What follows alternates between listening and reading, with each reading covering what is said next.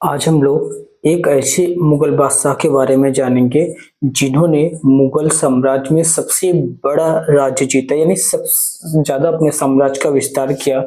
लेकिन इसके साथ साथ उन्होंने सबसे ज्यादा दुश्मन भी बना लिए थे। नमस्कार दोस्तों, मैं हिंदुप्रताप सिंह आप सभी का स्टडी विद कॉन्सेप्ट में हार्दिक स्वागत अभिनंदन करते हैं दोस्तों। तो दोस्तों, आज की क्लास में हम लोग लास्ट मुगल शासक के बारे में सीखेंगे। वो थे औरंगजेब। कौन था दोस्तों? औरंगजेब।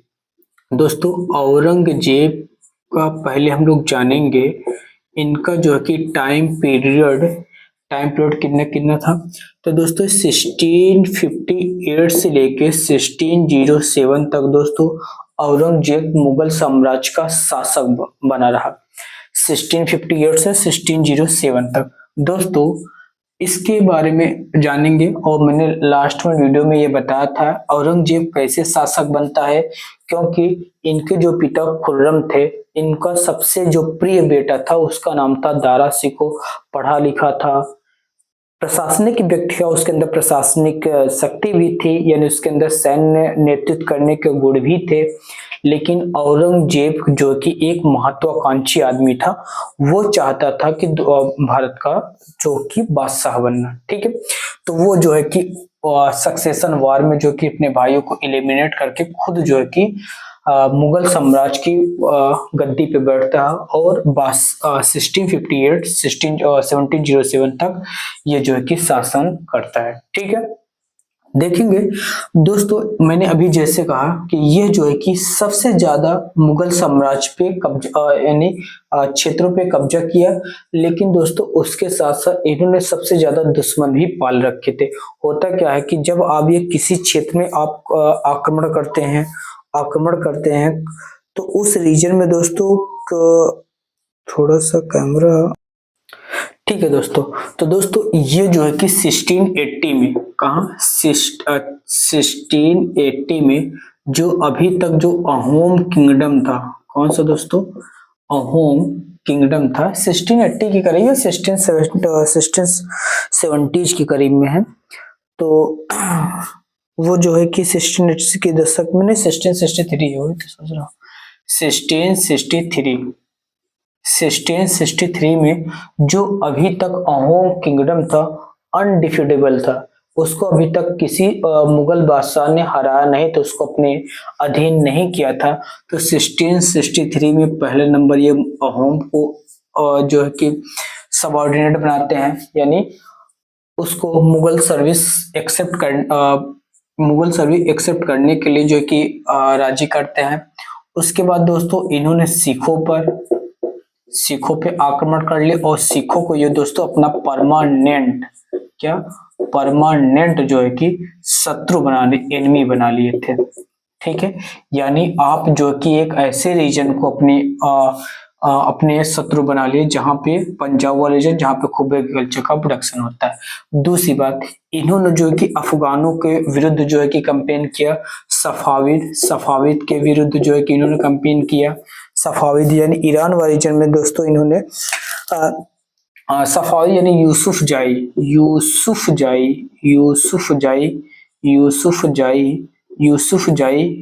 यूसुफ जाई के खिलाफ दोस्तों इन्होंने कैंपेन किया। सिखों के खिलाफ कैंपेन किया। और दोस्तों, और जब ये सारी चीजें चल रही तो इनका अपना खुद का बेटा जो अकबर सेकंड था, अकबर जो सेकंड था, वो इनके जो है कि इनके विरुद्ध विद्रोह कर देता है। क्या कर देता है? विद्रोह कर देता है। तो उस विद्रोह को वो दबाते हैं, तो ये इनका बेटा इनके डर की वजह से भाग जाता है ईरान। और ईरान में वो जो है कि जब तक इनकी डेथ नहीं होती तब तक वो वहां से चले गए। 2 साल बाद वो वापस आ जाता है। उसके बाद दोस्तों ये देखेंगे यानी अपने उसके बाद दोस्तों ये देखेंगे बीजापुर। अच्छा, इसको जो कि सपोर्ट किसने किया था इसको रिवोल्ट में? तो बीजापुर गोलकुंडा के जो रूरल शासक हुआ करते थे, जो कि अकबर के रिवोल्ट में इनकी मदद पहुंचा रहे थे। तो 1685 में ये जो है कि बीजापुर, और 1687 में जो है कि ये गोलकुंडा, इस पे जो कि आक्रमण करके अहमदनगर यानी साउथ इंडिया पे इन्होंने कैंपेन किया। और जो है कि वहां पे अपना आधिपत्य स्थापित किया। ठीक है दोस्तों, वहां पर भी अपना आधिपत्य स्थापित करते हैं। आई होप आपको सब कुछ विजुअल। ठीक है दोस्तों, तो ये थे औरंगजेब। और औरंगजेब के बारे में यही जानना है। इन्होंने जजिया कैट टैक्स लगाया, यानी इनकी जितनी भी रणनीति, ये हिंदू विरोधी इनका जो है कि सारा स्ट्रेटजी था। और ये जो है कि एक कट्टर सुन्नी मुसलमान था। कौन था? एक कट्टर सुन्नी मुसलमान था। ये जो है कि जजिया कैट को टैक्स लगाता, यानी अकबर ने जितने भी सुलह कुल की नीति अपनाया था उसको ये पलट कर उसको उलट देते हैं, यानी इसको पलट देते हैं। जजिया जो है कि हिंदू पर जजिया टैक्स लगाते हैं। और यानी ये आप ऐसे रीजन पे अटैक करके अपना आधिपत्य डायरेक्ट कंट्रोल करना चाहते हैं जो है कि वहां की ट्रेन, वहां की यानी जोग्राफिकल फीचर आपको इजाजत नहीं देती कि आप दिल्ली में बैठ के जैसे साउथ इंडिया में कंट्रोल करना। अच्छा, सिख को नाराज करके इनको सीखना चाहिए कि जो इनके पूर्वज थे, जैसे आपके अकबर जो इतनी बड़ी मुगल साम्राज्य की नींव रखी, वो जो है कि इन रीजन को अपने मतलब कि इनको नाराज नहीं किए।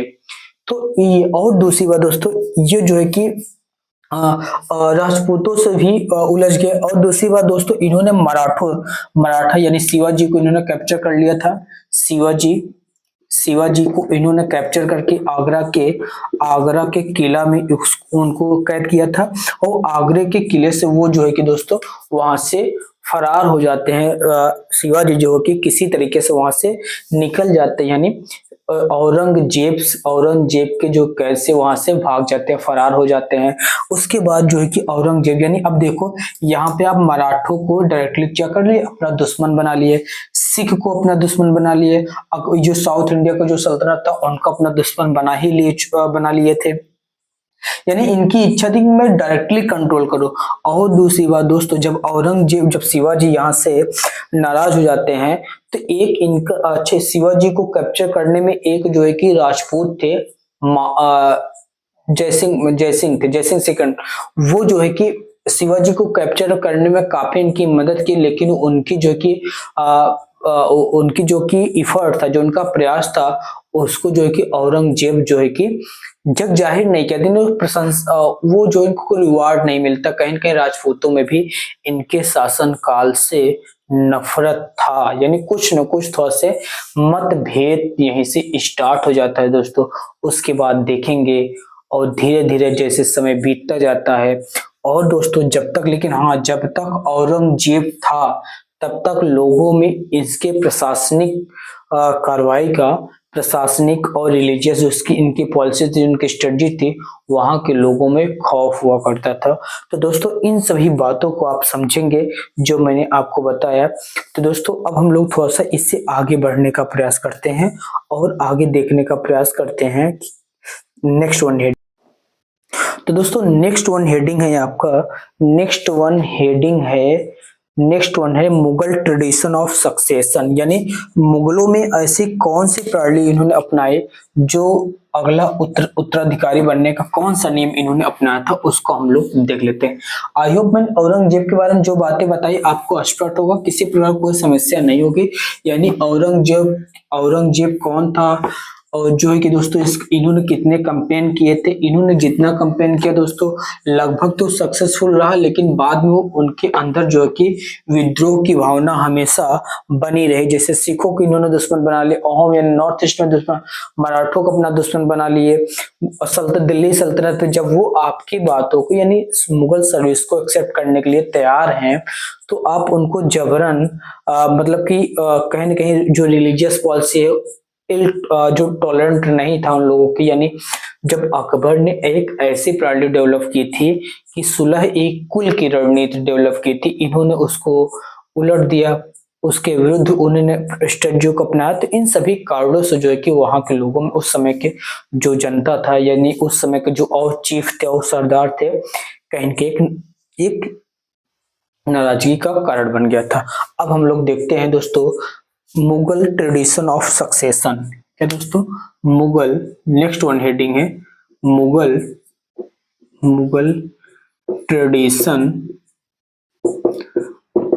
Tradition of succession.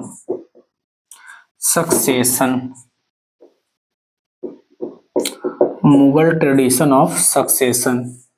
दोस्तों इसमें इस बात को समझेंगे, पहले जो चलता था, पहले क्या चलता था, प्रीमिजिनेचर एक सिस्टम हुआ करता था, प्रीमिजिनेचर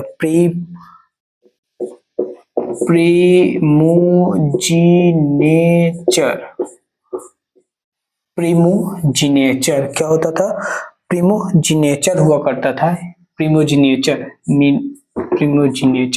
यानी इसमें इसका मतलब ये हुआ, यानी आपका जैसे आपके 4 लड़के हैं, यानी पहले वाले जो सुल्तान के 4, दिल्ली सल्तनत में यही सिस्टम चला, दिल्ली सल्तनत पर, यानी जो सबसे बड़ा लड़का होगा वही जो है कि उस पूरे साम्राज्य का सुल्तान बनता। कौन? जो आपका दिल्ली सल्तनत में यही सिस्टम चलता था, जो आपका एल्डर ब्रदर होगा, कौन सा, जो एल्डर ब्रदर होगा वही जो है कि उस दिल्ली सल्तनत में, यानी वहां पर साम्राज्य बनेगा। यानी ये सिस्टम चलता, प्रोमिजिनेचर का मतलब होता है अगला सुल्तान वही बनेगा जो सबसे अपने भाइयों में सबसे बड़ा होगा। ठीक है, लेकिन हुआ क्या कि धीरे धीरे इस प्रणाली को मुगलों ने इसको नहीं अपनाया, बल्कि इन्होंने मुगलों ने इस प्रणाली को नहीं अपनाया था, बल्कि मुगलों ने क्या किया, मुगलों ने कहा कि यही कारण हुमायूं को जो कई वर्षों तक उसको वनवास करना पड़ा। तो ये क्या किए थे मुगल, क्या किया था मुगल ने, क्या किया कि जैसे मान लेते इतना बड़ा क्षेत्र है और 4 लड़के हैं, तो चारों लड़कों में बराबर बराबर जो है कि रीजन को बांट दिया जाता था। इस प्रकार के उन्होंने सक्सेशन की विधि को अपनाया था। यानी यही जो है कि मुगलों में मुगल ट्रेडिशन ऑफ सक्सेशन, उत्तराधिकारी बनने का यही, यानी जब अगर 4 राजन है और 4 लड़के हैं तो 4 लड़कों में बराबर बराबर क्षेत्र जो है कि बांट दिया जाता था। आप अपने क्षेत्र में जाइए, शासन करिए और अपने एडमिनिस्ट्रेटिव सिस्टम का, सैन्य शक्ति के माध्यम से अपना जो है कि राज्य का विस्तार करिए, अपने स्वतंत्र है। इस प्रकार से वहां की रणनीति हुआ करती थी। अब दोस्तों हम लोग थोड़ा सा इससे आगे बढ़ते हैं और देखते हैं कि और कुछ क्या कारण था। देखते हैं Mughal relation with other rulers, ये मुगलों का अदर जो कि शासकों से कैसा व्यवहार था। मैं इसको थोड़ा सा आपको बताया था, फिर उसको मैं आपको बताने का। तो दोस्तों लास्ट में मैंने जैसे जिक्र किया था, मैंने ये बताया था मुगलों ने जैसे जब किसी क्षेत्र को जीतते थे, यानी जब उसको उनको इस बात को फोर्स किया जाता था कि आप मुगल सर्विस को एक्सेप्ट करिए, यानी आप अब जो है कि अपने जो रीजन है मुगल के अंतर्गत जो है कि आप शासन करेंगे, मुगल सर्विस को जो है कि आप एक्सेप्ट करेंगे। और उसके बाद जब वो जो कि कोई भी रीजन, जब कोई राजा जो है कि मुगल सर्विस को एक्सेप्ट कर लिया जाता था, तो वो जो है कि उनके क्षेत्र को फिर पुनः वापस लौटा दिया करते थे, और यानी उनका वतन उनको वापस दे दिया जाता था। उसके बदले में आपको मुगल को सर्विस देना पड़ता था, और मुगल जो कि उनको हाई मनसब, अपना मनसबदार बना लेते थे। क्या बना लेते थे? मनसबदार बना लेते थे। मनसबदार सिस्टम को मैं देखेंगे और बताऊंगा नेक्स्ट वीडियो में, मनसबदार सिस्टम क्या है, जागीर सिस्टम क्या है, इन सभी चीजों को हम लोग डिस्कस करेंगे नेक्स्ट वीडियो में। लेकिन मैं आपको बताता हूँ, जो आपके जो मुगल थे और ये क्या करते थे, जो आसपास के शासक थे इनसे मैट्रिमोनियल रिलेशनशिप करते थे, यानी वैवाहिक संबंध बनाते थे। यानी जिस रीजन को डायरेक्टली कंट्रोल करना उस पर डायरेक्टली कंट्रोल करते थे। साउथ इंडिया में पहले उसको अपने अधीन बनाते थे, उनको जो है कि स्वतंत्र छोड़ देते थे। उसके बदले में आपको ट्रेड और ट्रिब्यूट और मुगल सर्विस को एक्सेप्ट करना पड़ेगा। समय मिलेगा तो आपको सैन्य शक्ति जो भी सहायता हो आपको ऑफर करेंगे, फिर आपको देना पड़ेगा। ठीक है, ये प्रणाली डेवलप की थी। यही प्रणाली जो है कि राजपूतों के साथ किया था। राजपूतों को वो पहले अपने मुगल सर्विस को एक्सेप्ट करने के लिए वो क्या करते थे, उनको मनाने थे। मुगल सर्विस जैसे वो एक्सेप्ट कर लेते तो उनको अपने राज्यों में, अपने मुगल साम्राज्य में जो है कि उनको मनसबदार एक रैंक सिस्टम हुआ करता था। जैसे आज रैंक के हिसाब से आपको जो है कि जैसे आप कैडर डिसाइड किया जाता है, हाई रैंक होगा तो आपको वो कैडर मिलेंगे, उस प्रकार का सर्विस दिया जाता है। उसी प्रकार से जो है कि उस समय की भी सिस्टम था, जिससे आप हाई मनसबदार होंगे तो आपको ये डिसाइड कर आप साम्राज्य में, मतलब कि आपका जो मुगल साम्राज्य में आपकी क्या स्थिति है, दरबार में आपकी क्या स्थिति है, आपकी रैंक क्या है, आपकी सैलरी क्या है, आप कितने जो है कि आपकी सवार रैंक क्या है, आपको कितना इज्जत देना है, इन सभी चीजों को वो डिसाइड करता था। यानी ये प्रणाली उन्होंने मनसबदार मतलब कि मुगलों ने डेवलप किया था। आई होप मैंने आपको जो बताने और समझाने का प्रयास किया दोस्तों, वो बात आपको स्पष्ट होगी। पहले नंबर याद रखेंगे कि मुगलों ने मैट्रिमोनियल रिलेशनशिप डेवलप किया था, जैसे बिंबिसार ने मौर्य साम्राज्य में हमने देखा है, उसी प्रकार से मुगलों ने किया था। और दूसरी बात, जब किसी राज को जीते तो वो उनको वापस कर देते, तो वो स्वतंत्र रूप से अपने शासन प्रणाली को आह्वान कर सकते हैं, निर्वहन कर सकते हैं, लेकिन जब जरूरत पड़ेगी तो मुगल को आपको सर्विस देना पड़ेगा, बदले में आपको हाई मनसबदार से अपॉइंटमेंट करते थे मुगल साम्राज्य में। दोस्तों आज की वीडियो को हम लोग यहीं पे समाप्त करते हैं। अगर आपको वीडियो अच्छी लगी होगी, आपको कॉन्सेप्ट समझ आया होगा दोस्तों, आप हमारे चैनल को जरूर सब्सक्राइब करें। अभी तक वीडियो को लाइक नहीं किया दोस्तों, वीडियो को लाइक करें। मिलते हैं दोस्तों नेक्स्ट वीडियो में, तब तक के लिए दोस्तों जय हिंद, जय भारत, थैंक यू।